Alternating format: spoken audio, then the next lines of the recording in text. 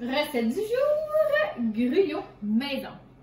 Pour la recette, vous allez avoir besoin de 2 tasses de flocons d'avoine, 2 tasses d'eau et tous les accompagnements que vous voudrez bien y mettre. Ça peut être de la cannelle, de la cassonade, de la noix de coco, des fruits frais, etc., etc. Et ça nous donne 3 à 6 portions. Alors aujourd'hui, j'ai utilisé le cuit-pâte. J'aurais pu utiliser le multi-cuiseur. Donc, j'aurais pu utiliser le cuiri. J'aurais pu utiliser en petite quantité mon cuiseur à petit déjeuner. Ou les gens plus traditionnels, vraiment beaucoup de temps passé sur le rond du poêle à brasser.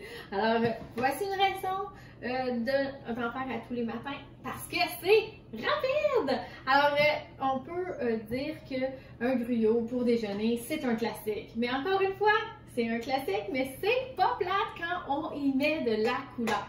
Alors, comment on veut partir la journée du bon pied? Premièrement, c'est très nourrissant. L'avoine, ça fait partie des choses qui sont bonnes pour notre santé.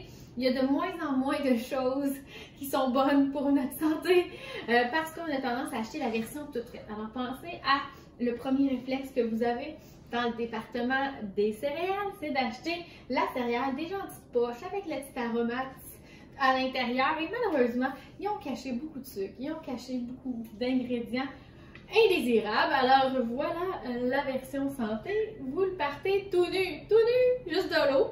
Et on y ajoute de l'amour. Alors on va pouvoir mettre du lait. On pourrait y rajouter des amandes. Alors les gens adorent les amandes quand on les fait griller. Et là, vraiment, allez-y de votre cru, bien sûr. Moi, dernièrement, j'ai découvert que c'était magnifique avec de la compote de fruits. Alors, je vais vous en faire une belle petite boulette ici. Et là, ça vient de mon amie Geneviève Riendo. Elle me dit, lors d'un événement, je vais faire un petit coulis de fruits sur le dessus de son gruyot. Et là, j'ai dit, ah, quelle bonne idée! Ces fruits étaient congelés. Et là, elle a fait de la crème glacée, sans le vouloir. Et là, c'est devenu un classique dans ma famille, les pancakes à la crème glacée et le gruyot à la crème glacée. C'est pas de la crème, là, dites-le pas à mes enfants. C'est juste des fruits congelés. Voilà.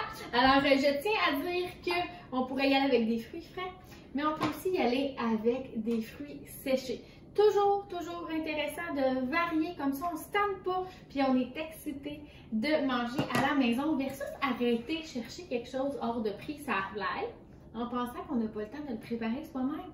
Alors ça, un gruyot qu'on prépare comme ça au début de la semaine peut toffer jusqu'au vendredi sans problème et tout le monde va l'avoir mangé à différentes versions. Ça aussi c'est plausible! Alors on peut y ajouter du sirop d'érable comme agent sucrant ou aller avec la cassonade comme on est habitué.